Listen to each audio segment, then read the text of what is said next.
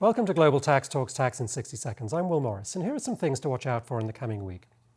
First, expect to hear about some interesting features in the Indian budget announced in Parliament last week. To almost everyone's surprise, India will repeal its 2% equalisation levy on e-commerce supply or services. In the post-budget press conference, the Indian Finance Minister explained that the equalisation levy was withdrawn in the interest of moving towards a Pillar 1 and Pillar 2 solution.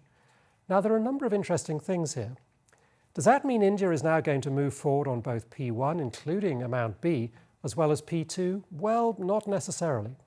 First, in another interview, the Indian Revenue Secretary made clear that the problems with Amount A and Amount B still need to be resolved before India can move forward. Also, it's noteworthy that the 2% equalisation levy will be repealed, but not the 6% one on digital advertising. Only the 2% levy was subject to action by the United States Trade Representative, but both equalisation levies would have to be withdrawn should the Pillar 1 MLC come into effect. So, it's possible that India was just trying to clear away an irritant with the US that would re-emerge if Pillar 1 fails, rather than if it succeeds. Also, complaints about the complexity of the 2% levy were acknowledged by the government, and equally importantly, it raised much less money than anticipated. But it is very definitely welcome, as was a 5% reduction in the tax rate on foreign businesses, and for homegrown investors, the abolition of the so-called angel investor tax. On the Pillar 1 MLC, still no news as of the time of filming, although there were ongoing discussions at the G20 finance ministers meeting in Brazil.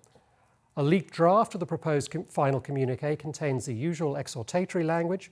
We are looking forward, they said, to signing the multilateral convention as soon as possible. We encourage the swift implementation of the two-pillar solution for all interested jurisdictions. No change there.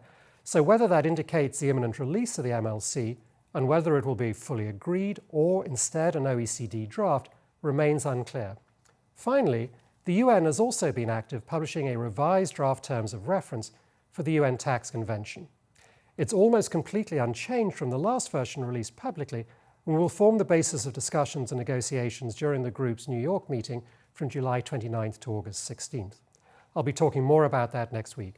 Anyway, thanks for tuning in, and come back next week so that you stay global tax ready.